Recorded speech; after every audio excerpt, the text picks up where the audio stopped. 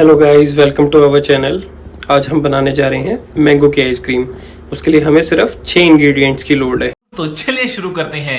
आम, काजू, बादाम, डेट्स, पनीर, गार्निशिंग के लिए कुछ ड्राई फ्रूट्स और दूध। आम हमारा कट के तैयार है।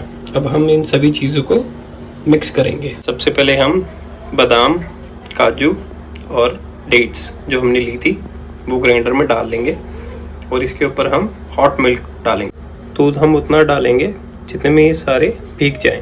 इसके बाद हम आम डालेंगे जो हमने लिया था और साथ में पनीर। इन सब सारी चीज़ों को हम इकट्ठे ग्राइंड कर देंगे।